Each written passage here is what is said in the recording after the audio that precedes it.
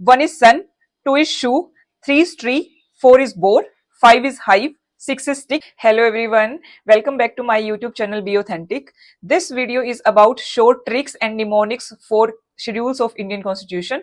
As you all know, Indian Constitution is the lengthiest constitution of the world, and initially it contained 395 articles in 22 parts and 8 schedules. But at present there are 448 articles in 25 parts and 12 schedules. So today we'll talk about schedules of Indian Constitution. Schedules की short trick पे जाने से पहले मैं आप सबको बता देती हूँ कि शेड्यूल एक ऐसी लिस्ट है जिसमें government policies and bureaucratic activity जो होगी उसको लिस्ट डाउन करा गया है. Now the question arises, schedules are part of Indian constitution or not?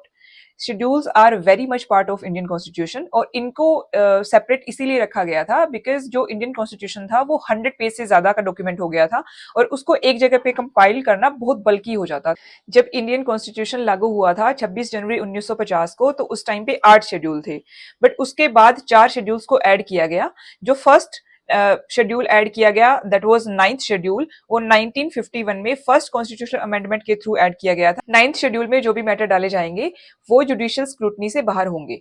उसके बाद जो 10th शेड्यूल ऐड हुआ था वो राजीव गांधी गवर्नमेंट ने इंट्रोड्यूस किया था इन 1985 और this schedule is about anti defection. 11th schedule add हुआ 1992 में 73rd कॉन्स्टिट्यूशनल अमेंडमेंट के थ्रू और ये पंचायती राज के बारे में है.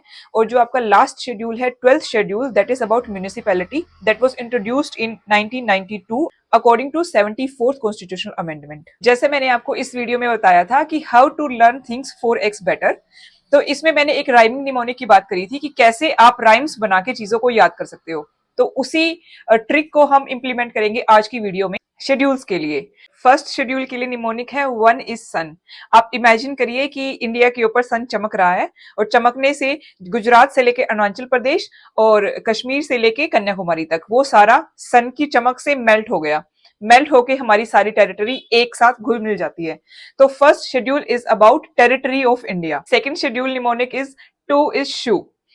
देखिए जितने भी आपके एमिनेंट पर्सन हैं, सुप्रीम कोर्ट जजेस हैं, कैग है, सीजीए हैं, तो सब अपनी सैलरी लेने के लिए उनके पास कुछ भी नहीं था तो वो शू लेके खड़े हैं कि शू में हमें सैलरी दो. और जैसे ही कैश काउंटर क्लोज होता है तो वही शू वो वहां पे थ्रो करने के लिए यूज करते हैं. तो आपका निमोनिक हो गया 2 इज शू. शू में सैलरी लेंगे, सैलरी ना मिलने पे वही शू फेंक के मारेंगे. तो this schedule is about salary. 3 schedule is about oaths and affirmation and mnemonic for this is 3 is tree. तो जिसको ओथ लेनी है या अफर्मेशन लेनी है तो वो ट्री की एक लीव लेके खड़े हैं, ऑलिव ब्रांच लेके खड़े हैं और उसके साथ ही वो वहां पे शपथ लेंगे. तो राइमिंग निमोनिक तो हो गया आपका 3 इज ट्री. ट्री से याद आया आपकी कोई लीव. लीव किस लिए लेते हैं? हाथ में लेके खड़े हैं, जिसके बाद वो ओथ या अफर्मेशन लेंगे. Now the question arises, what is the difference between oath and affirmation? देखिए जो थीस्ट होते हैं, जो आस्तिक लोग होते हैं, वो अपने भगवान को साक्षी मानकर अपने काम की शपथ लेते हैं कि मैं भगवान को साक्षी मान के शपथ लेता हूं कि मैं अच्छे से अपनी ड्यूटी का निर्वहन करूंगा. और जो अथीस्ट होते हैं, जो नास्तिक लोग होते हैं, वो अफर्मेशन करते हैं. वो किसी भगवान को या प्रभु को साक्षी नहीं मानते, वो अपने आप ही एक एक्नॉलेजमेंट देते हैं कि मैं अपने काम को सही से निर्वहन करूंगा या करूंगी. Schedule 4 is bore.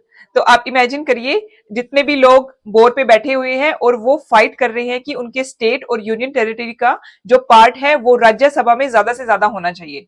तो fourth schedule is about allocation of seats in Rajya Sabha and mnemonic for this is 4 is bore. Fifth schedule 5 is hive. तो ये शेड्यूल ट्राइबल लोगों के बारे में है. ट्राइबल पीपल के पास कुछ भी खाने को नहीं है और वो सिर्फ हनी वहां से खा रहे हैं, हाइव में से लेके हनी खा रहे हैं. तो ये शेड्यूल है, इसमें 10 स्टेट्स इंक्लूड होते हैं और इसमें ट्राइबल लोगों के लिए जो ट्राइबल एडवाइजरी काउंसिल होती है या जो पैसा होता है वो इसमें 5th शेड्यूल में मेंशन होता है. 6th schedule 6 is stick. तो आप इमेजिन करिए कि कुछ थीव्स एटीएम मनी को लूट रहे हैं और उनको बचाने के लिए गार्ड ने एक स्टिक रखी हुई है. तो जो शॉर्ट फॉर्म है that is ATM money. A for Assam, T for Tripura, M for Meghalaya and another M for Mizoram. तो ये 4 स्टेट हैं जो आपके 6 शेड्यूल में आएंगे और इसके लिए निमोनिक होगा 6 is stick. 7th schedule is 7 is heaven. तो हेवन में जाने पे लड़ाई हो रही है, तो रूल कौन बनाएगा? यमराज रूल बनाएंगे, इंद्र रूल बनाएंगे या फिर दोनों बनाएंगे? तो इसमें बेसिकली 3 लिस्ट की हम बात करते हैं, union list, state list, concurrent list. Union list में जो यूनियन है, जो आपका सेंटर है, वो रूल बनाता है। स्टेट लिस्ट में स्टेट गवर्नमेंट, एंड कंकरेंट में यूनियन प्लस स्टेट दोनों ही। तो 7 is heaven.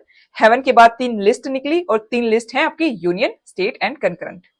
8th schedule, 8 is get. तो जैसे ही आप गेट पे एंटर होते हो तो वैसे ही आपका जो मुद्दा है, जो आपका झगड़ा है, वो इस बात पे होता है कि आपका नाम किस लैंग्वेज में मेंशन होना चाहिए, हिंदी में, इंग्लिश में, या other than Hindi and English. तो 8th schedule is about Indian constitutional languages, and there are 22 languages. Initially these were 14 and now these are 22. 9th schedule is 9 is line.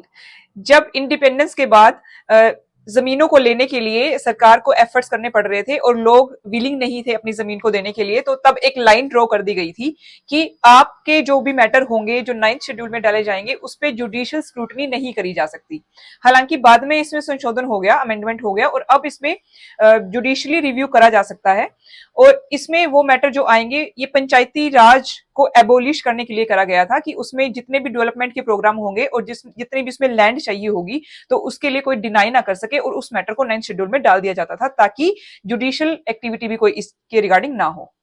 10th schedule, 10 is हेन। तो जैसे ही एक cage से बाहर हेन को छोड़ा जाता है तो उसके बाद कुछ हेन इधर जाती हैं, कुछ उधर जाती हैं, और वो तब तक मूव करती रहती हैं जब तक उनके लिए कंफर्टेबल प्लेस ना मिल जाए।